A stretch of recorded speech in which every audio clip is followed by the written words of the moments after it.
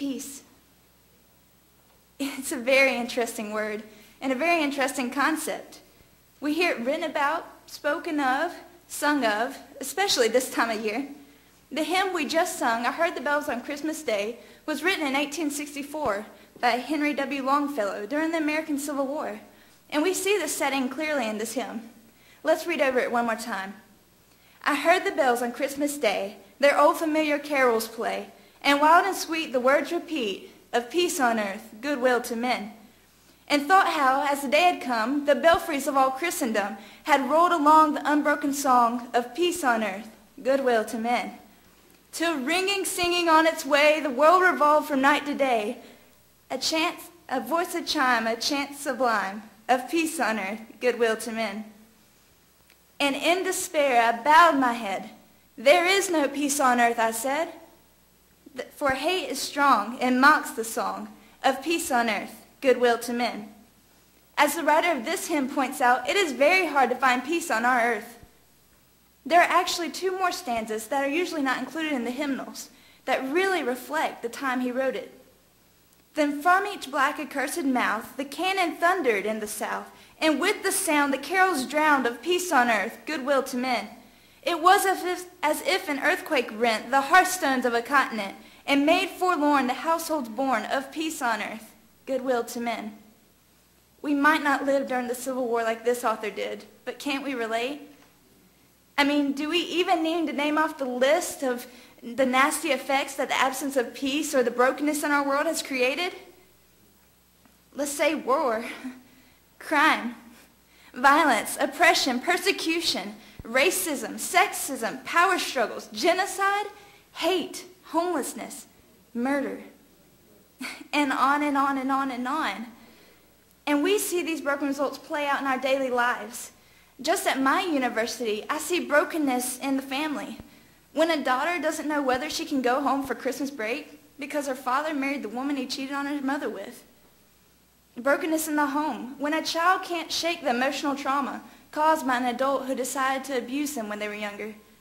Brokenness in the economy. When hardworking people are laid off and given no other chance for work to provide for their basic necessities. We live in a broken world. A world so bound up in its brokenness that we literally cannot imagine it any other way. This sort of broken world, one that does not seem to have peace anywhere, is the same sort of world that Isaiah preached in. Israel was broken. Israel did not have true peace. Israel needed something to change and quick. And like us, Israel had a whole list of ailments too. They had just been through a whole line of bad kings that did not follow the commands of God, kings like Ahaz. Much of the nation of Israel did not worship the true God, as their ancestors had passed down to them. Israel had been invaded by Assyria, and only a remnant of the originally countless nation was left. And they had trouble with justice in their judicial system too, much like we do today. And on and on and on and on. This prophecy is talking to the remnant that is left after the Assyrian invasion. They had been through some really hard times. The end of chapter 10 in Isaiah paints this picture for us. We see this great forest that has just been decimated by the Lord Almighty. All that is left is mere burnt stumps. Only death remains. Yet in chapter 11, our passage shows us that somehow or the other, out of this death, out of this decay, out of this hopelessness of the previous chapter, God tells Isaiah that a shoot will come out of a stump, that life will come from death. A tiny, little green piece of life in a barren wasteland of stumps. It almost makes me want to say, so what?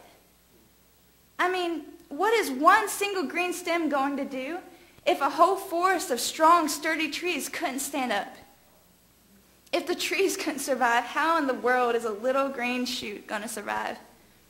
What is this stem going to do?